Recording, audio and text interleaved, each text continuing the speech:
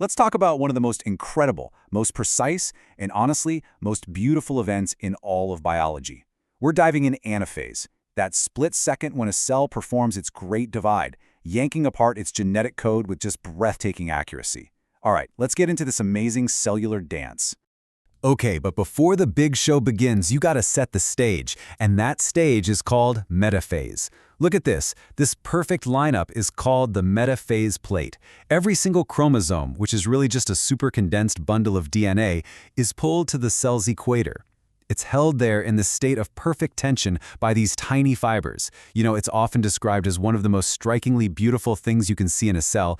Even though it looks so still, everything is ready. You can almost feel the tension.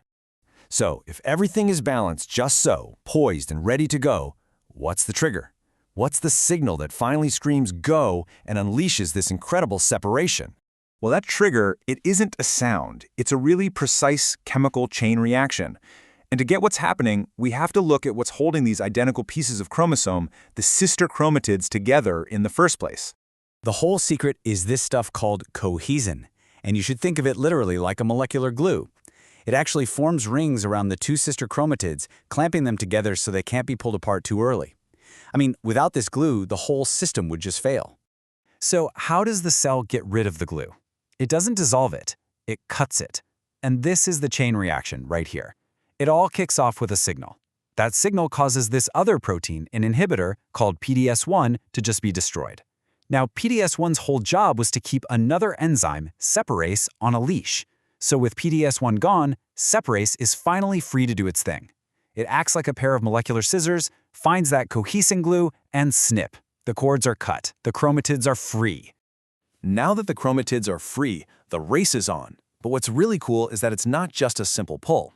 Anaphase is actually two totally distinct things happening at the exact same time, both working together to make sure the separation is clean.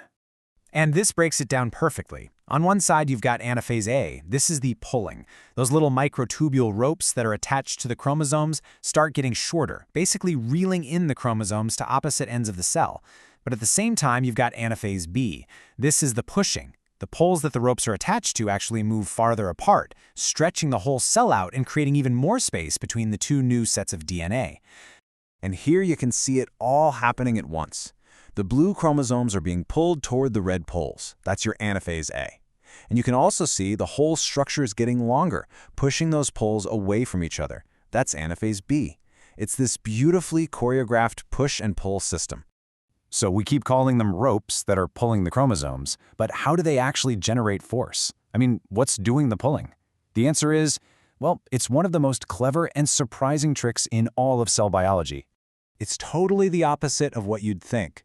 These fibers don't contract like a muscle does. Instead, they pull the chromosome along by literally disassembling themselves at the end. It's like, imagine you have a rope made of Legos attached to a toy car.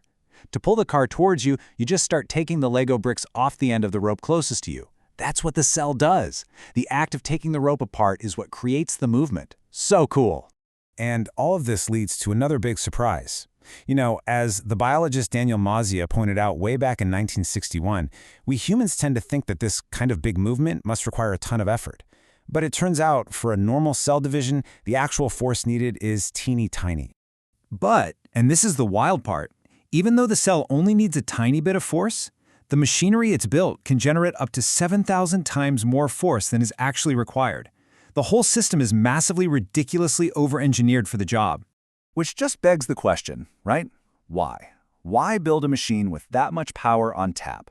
Well, the thinking is that this incredible strength isn't really for a normal, everyday anaphysis. It might be used before anaphysis begins, to test all the connections and yank on things to make sure everything is properly tied down.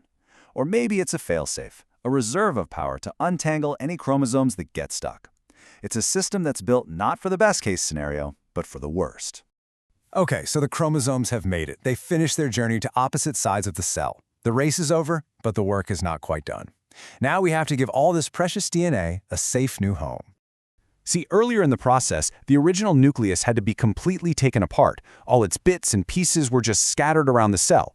So now that the DNA is safely separated, the cell has to gather up all those old parts and build two brand new nuclei from scratch. And watching it happen is fascinating. First, these tiny little bubbles of membrane start to swarm and stick to the surface of the chromosomes. Then, they all start to fuse together, kind of like soap bubbles merging, to form a complete new nuclear envelope. After that, the nuclear pores, the little gateways in and out of the nucleus, put themselves back together. And finally, the lamina, which is kind of like the nucleus's internal skeleton, reforms to give the whole thing shape and stability. So when you think about it, from a molecular starting gun that cuts a protein glue, to this perfectly coordinated push and pull, to a machine that's 7,000 times stronger than it needs to be, anaphysis is an absolute marvel of natural engineering. This beautiful, powerful dance is happening in your body trillions of times. It just makes you wonder, what other incredible secrets are our cells hiding that we're just on the verge of discovering?